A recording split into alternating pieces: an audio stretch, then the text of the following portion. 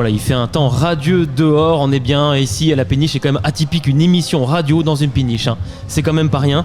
Et nous avons avec nous nos nouveaux invités et chroniqueurs justement qui vont nous parler de réseaux sociaux, de jeux de pistes et également d'artistes émergents. Et on va commencer justement par toi, Sanjeev, sur les artistes émergents. Tu vas en présenter 3, hein, c'est bien ça, c'est 3 artistes lyonnais par contre. Exactement, jeunes artistes. Alors pour cette radio, ayant très peu de contenu pour les 3 heures continues et en direct live, on m'a invité à faire une chronique. Alors qu'est-ce qu'une chronique ? Que dire d'intéressant ? Étant donné que ce festival souhaite mettre en avant la jeunesse et sa pratique artistique, quoi de mieux que de faire une petite présentation d'artistes lyonnais et lyonnaises qui mériteraient un peu de lumière. Je commencerai par vous parler d'un jeune passionné de bande dessinée, c'est moi. Évidemment, il ne s'agit pas ici de moi, chroniqueur de radio professionnel, mais bien de c'est moi, C-E-M-O-A. Amateur de bande dessinée, il a décidé il y a quelques années de se mettre à la pratique et de proposer sur Instagram ses propres strips. Le strip, pour ceux qui ne connaissent pas, ce sont ces gags de bande dessinée divisés en seulement quelques cases. Vous en connaissez sûrement tous. À titre d'exemple, je peux vous citer Garfield, ou bien dans la même thématique féline côté francophone, le bien connu Le Chat de Philippe Geluck. Le genre reprend du poil de la bête sur Instagram depuis quelques années et c'est moi décide d'entrer dans l'arène. Problème, comment faire lorsqu'on ne sait pas dessiner ? Et oui, c'est moi ne sait pas dessiner, mais il l'assume. Plus que ça, il en fait sa patte. À travers son trait fin au stylo bic noir, c'est moi parvient à nous transmettre un humour sobre à l'image de son style et un regard sur les choses de la vie et surtout de la sienne. Objectif premier, raconter quelque chose, ensuite améliorer lentement mais sûrement son style et sa technique. On verra par exemple que l'auteur finit par habiller ses personnages d'un nez au fil des publications, bravo à lui. Il a d'ores et déjà commencé à proposer ses formats papier qu'il privilégie à Instagram à petite échelle au sein du crew Douce Ekimose. Petite parenthèse, Douce Ekimose est un collectif d'artistes créatifs concentrés sur l'impression. Alors si vous sentez dans les profondeurs de votre esprit une âme d'artiste qui ne cherche qu'à se dévoiler, alors foncez les voir car ils organisent des ateliers de tout type pour tous et toutes à Villeurbanne. Ils ont également leur page Instagram Douce Ekimose. Fin de la parenthèse, c'est moi se met dernièrement à la couleur, toujours au stylo, et aborde des sujets plus sérieux.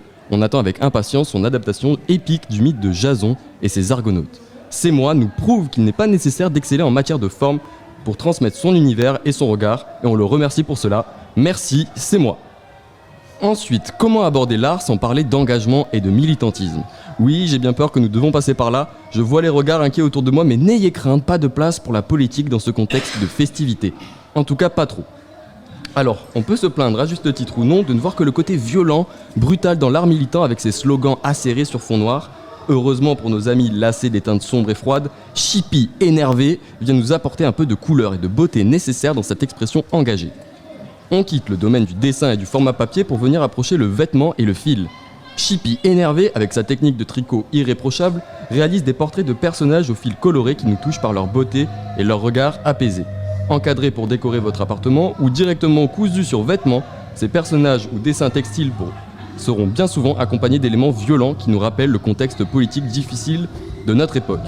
Ici, la beauté échange inévitablement avec la violence, tout est dans le nom. La Chippy énervée vient titiller notre regard en nous rappelant que le beau abrite bien souvent une réalité inquiétante qu'on le veuille ou non. En constant renouvellement et recherche de nouvelles idées, cette créatrice met un point d'honneur à n'utiliser que du matériel de seconde main et vous propose de venir coudre, patcher comme on dit sur vos vêtements, des créations de différentes tailles et prix.